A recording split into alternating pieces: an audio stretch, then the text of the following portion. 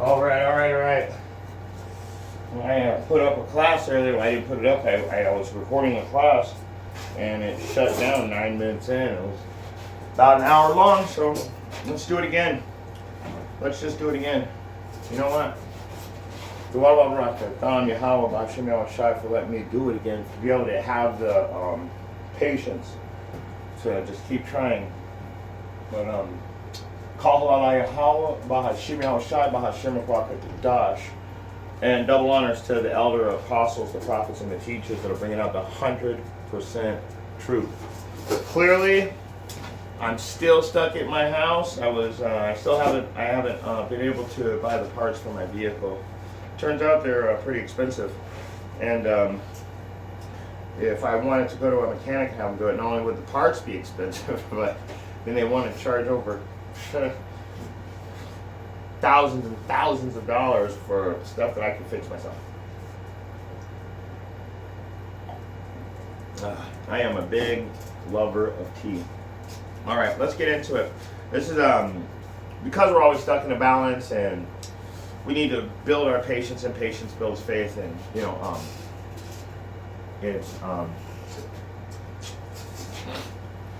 I'll have to look that up later, because it goes experience, patience, faith. So, or patient, it goes experience, and experience builds patience, and patience builds faith. So that's what we're doing today. But today, we're not talking directly about that. We're going to go into the book of Ecclesiastes, chapter 7. And I'm only going to read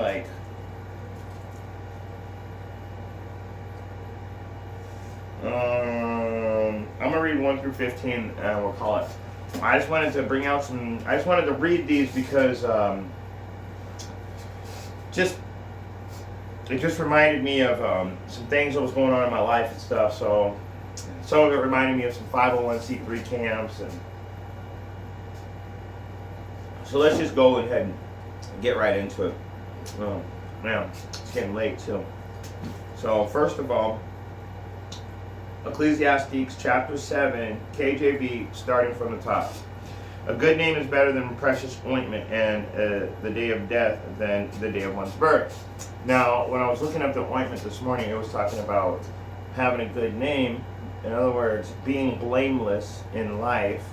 That's how you have a good name, is better than the anointing oil. And I was just like, because that's what the anointment is, and I was looking at it, it's actually talking about the oil. So, and the day of death than the day of one's birth. And we all know that in his birth, Yahushua had to run for the first 2 years from Herod the Tetrarch to keep from being murdered. And then when he was finally crucified as a grown man, all Israel was saved. Remember, Yahweh so loved the world that he gave his only begotten Son to perish, and whosoever believeth in him shall not perish but have everlasting life. So yes, the day of death better than the day of one's birth. Also in death you go to rest, you go to judgment, there's just so much. It's not people of the Christian society, the Christian community has created this illusion of heaven and hell and death and pitchforks and horns and tails and little white angel babies playing harps and wings. But none of that stuff is real. None of that stuff's real. That's all imagination. That's all man's vain imagination. In fact, that goes right into Isaiah chapter 29 and 13. That goes right into Isaiah chapter 29 and 13. It says,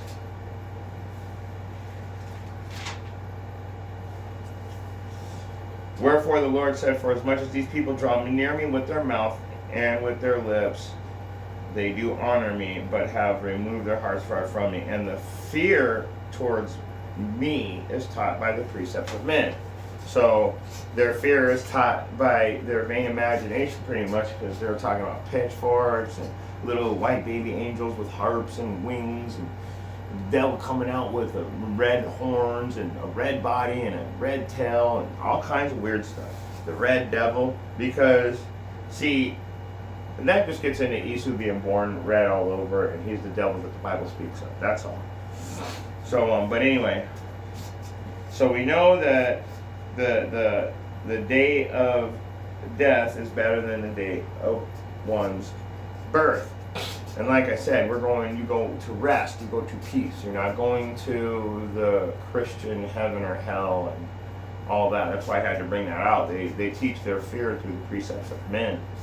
All the stuff that they made up. Let's keep going. It is better to go to the house of mourning to the house of feasting, for the time of the end of all men and the living will lay it to heart. Okay, so when you're mourning, it says that gold is tried. This is Sirach chapter 2 and 5. For gold is tried in the fire, and acceptable men in the furnace of adversity. It also tells you what is brought upon thee, take cheerfully, and be patient when thou art changed toward low estate. So to go into the house of mourning is better than the house of feasting, for that is the end of all men, and the living will lay it to heart. The wise are going to understand what's going on, and they're going to take it very seriously. So the house of mourning, the house of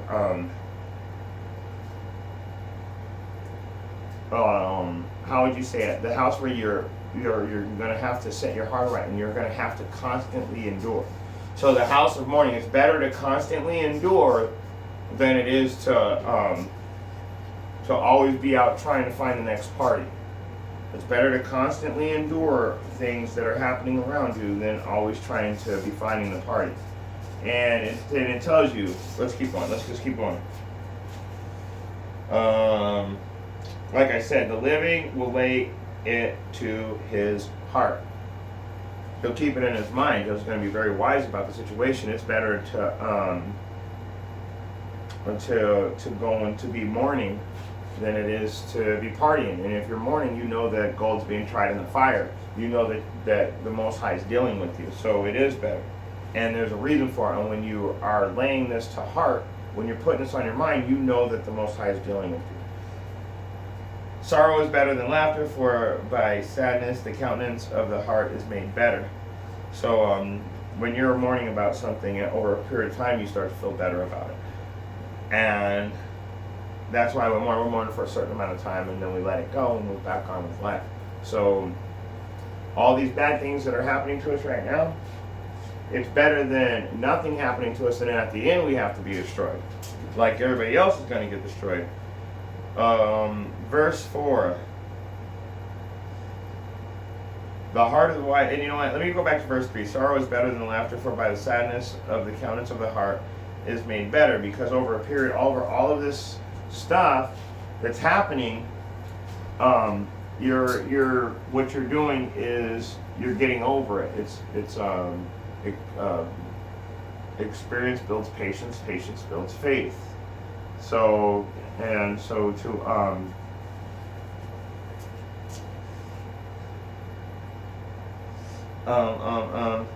instead of being out laughing, you're going to be cleaving unto him. You're not going to depart away from the Most High. But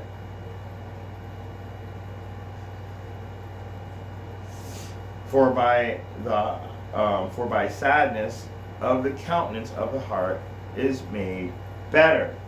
So when you're at a low estate and you're being cheerful in your low estate and you're going to cleave to him, you're not going to depart away.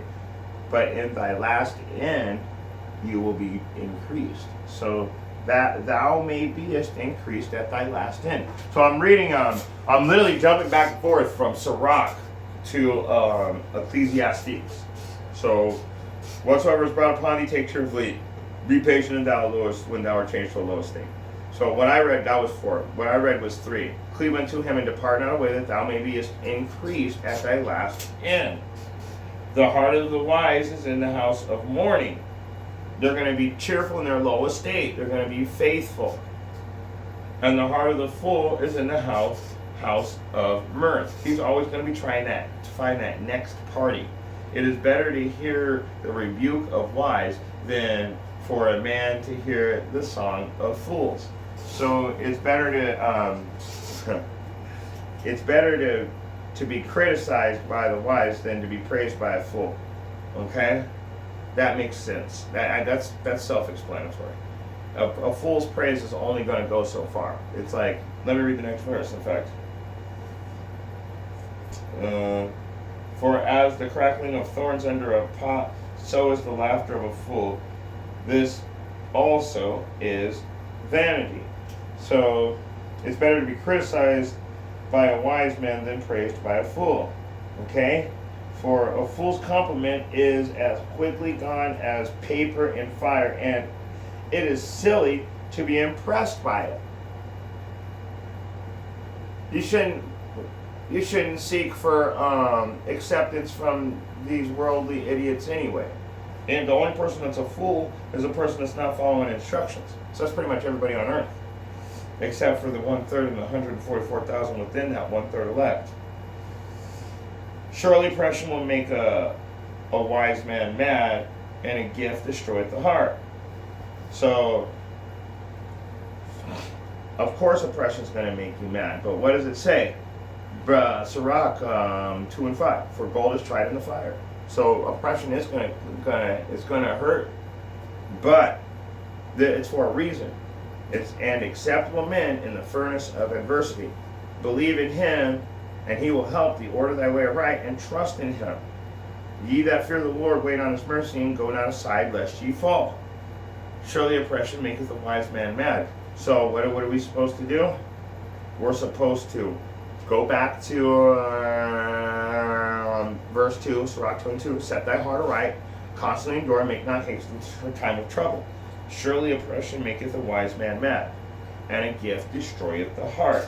That gift. So let's go into the 501c3 churches, camps, and everything.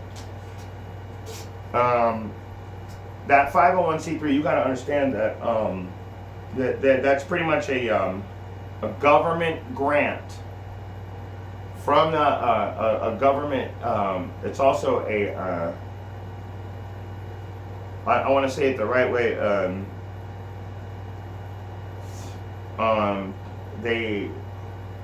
They remove your taxes. I forget what it's called.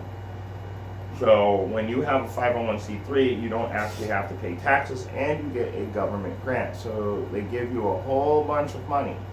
You've got this money. You can do whatever you want with this money. But they tell you that you have to do things a little bit different. So now you, instead of saying Yahweh Bahashim Yahweh Shai, you'll say stuff like Most High Christ bless. So they'll start off with little things like don't use the name Yahweh. So when you go and listen to these camps, see, even One Body, their name used to be One Body in Yahweh Shai, now it's just One Body. Or whatever it is. I don't see the Yahweh Shai. I've never even heard them call the name Yahweh Shai. They call on Jesus and Christ and God. But anyway.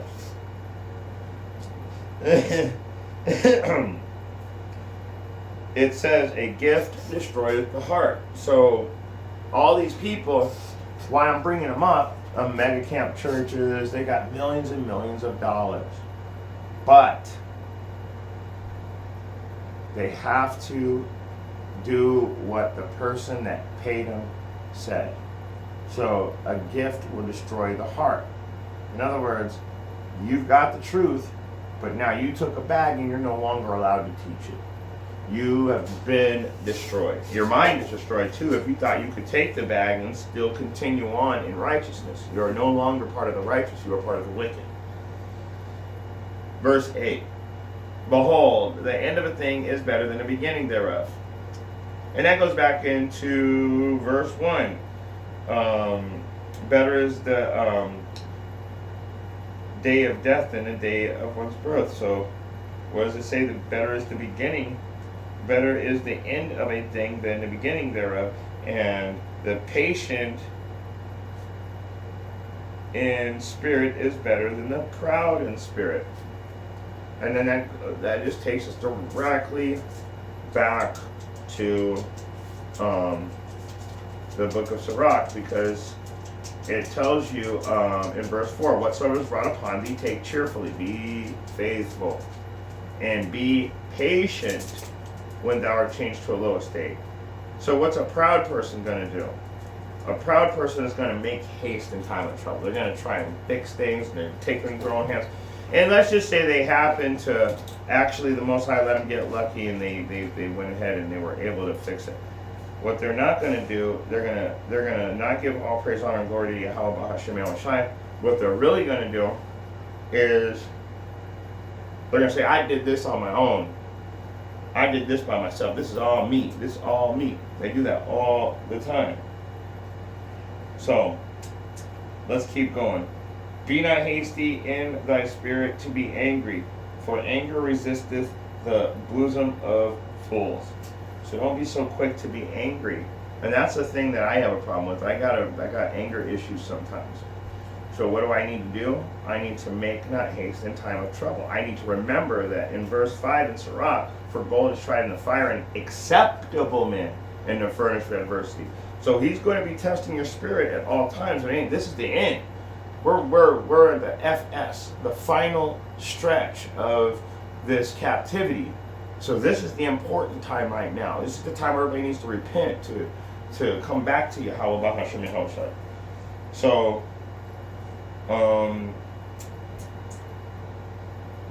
let me go ahead and kiss. I got a couple more verses, and I'm going to call it. Say not thou, what is the cause that the former days were better than these? For thou dost not inquire wisely concerning this. So, don't long for the good old days. Think about it. You want to go back? You want to go back? Do you know the further back we go, the when we try to go back this way to the forward again, now we got to go through all that oppression some more? Are you crazy? Are you crazy? Let me read that again.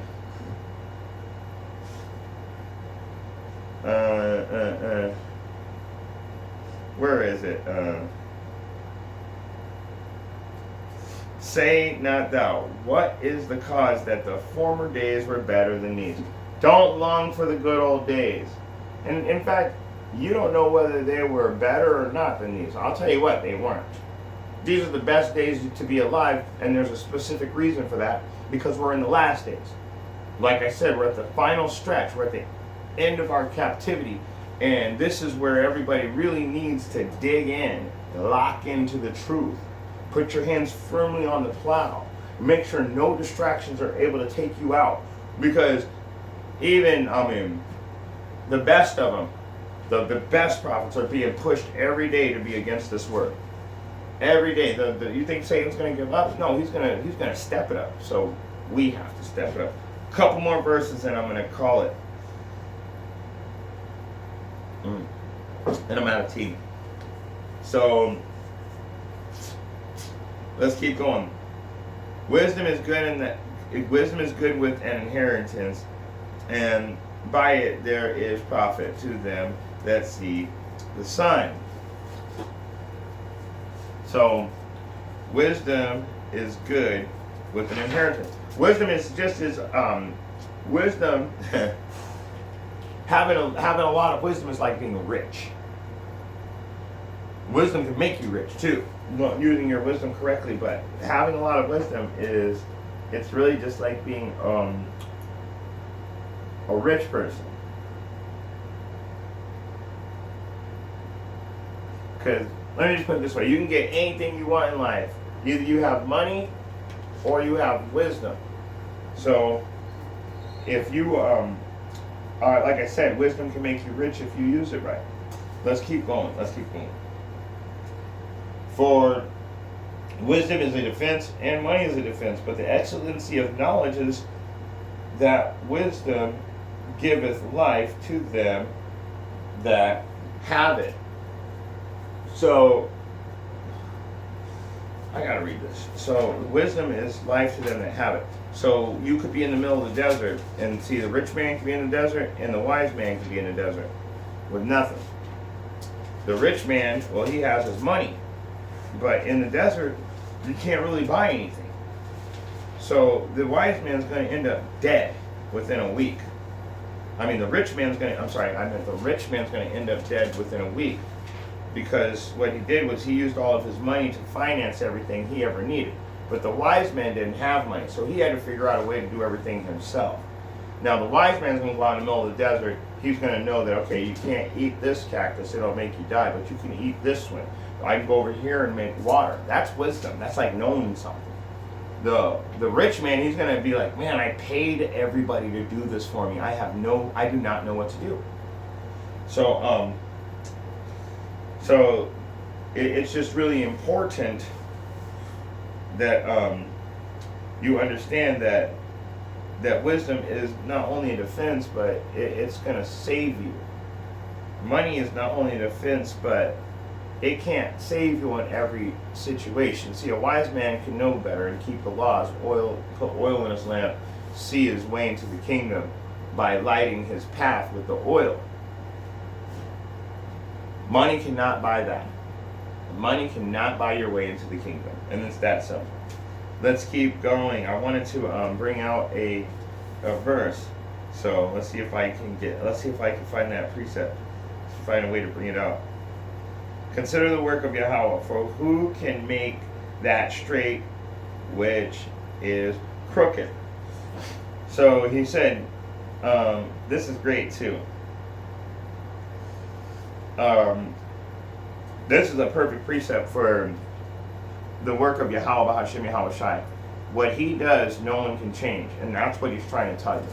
If I made something straight, how are you going to make it crooked? If I made something crooked, how are you going to make it straight? If I made someone evil, how are you going to make them good? So you'll be out here like, I'll tell you, hey man, blacks, Hispanics, and so-called Native Americans, so-called black, so-called Hispanic, or so-called black, so-called Mexicans, and so-called Indians or Israelites, the first thing you do is go, well, what about the white man? Well, the white man's our enemy, the one that you're talking about. Now, I've got multiple classes proving that we have been scattered to the four corners of the earth and we are like a speckled bird. But when you come to the oppressor, look at Joe Biden. Look at the Rothschilds. Look at the Rockefellers. Look at the DuPonts. Look at the Vanderbilts. What do they all have in common? They all look alike. They all look just alike. So, it says right there, for who can make straight that which is crooked? That which is made crooked.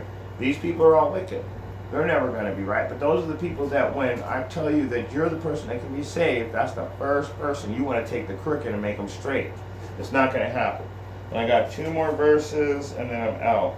In the day of prosperity be joyful, but in the day of adversity consider. Yahweh also hath set the one over against the other, to the end that man should find nothing after him. So let's go ahead and let's get that because I love this breakdown right here. Enjoy prosperity when you can, and when hard times strike, realize that Yahweh gives you one as well as the other. A perfect balance. He gives you hard times and good times to help balance you out. If you had nothing but good times and then a hard time hit, you would not have a balance. You would not know what to do. So what's he doing in this place? He gives us more hard times than good times. That's why I keep saying we're always stuck in the balance.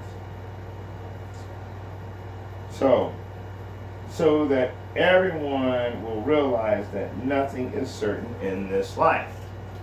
We're all stuck in the balance. One more verse. All things I have seen in the days of my vanity.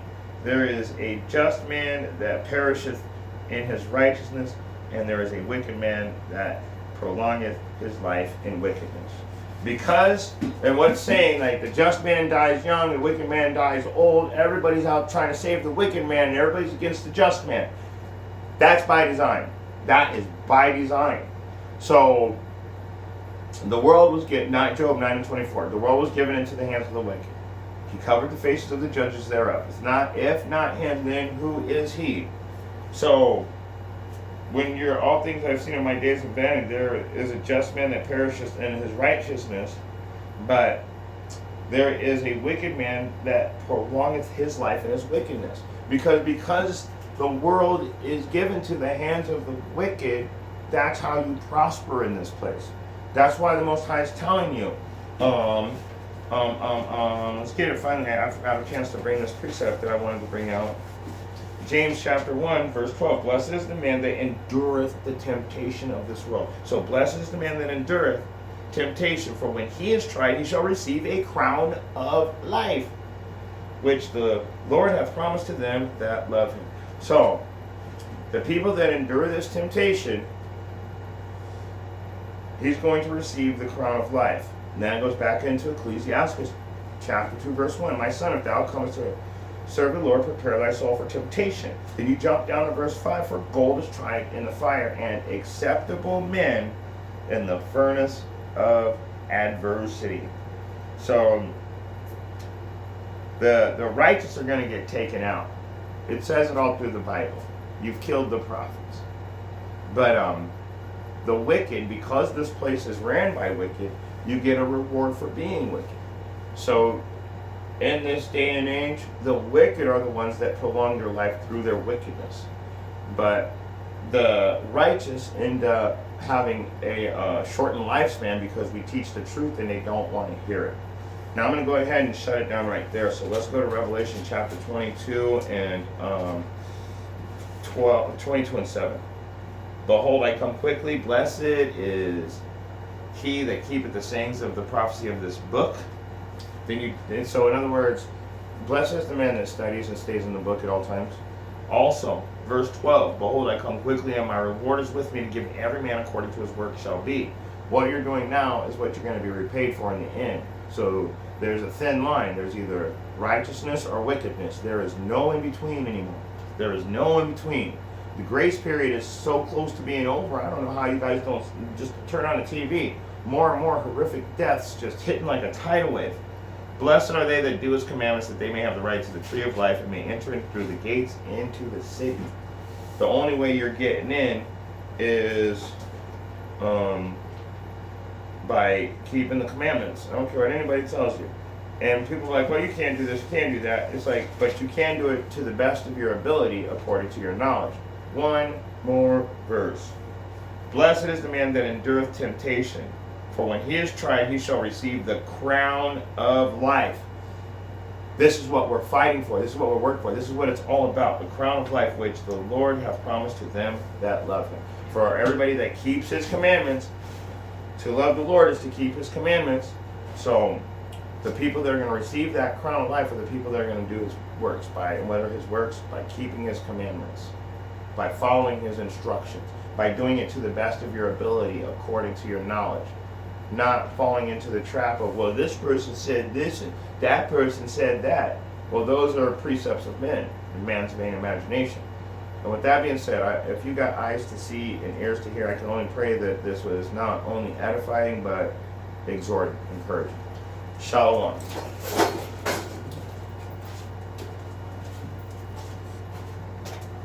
I just wanted to read the Bible today, honestly, so I'll do a more formal class on the next time.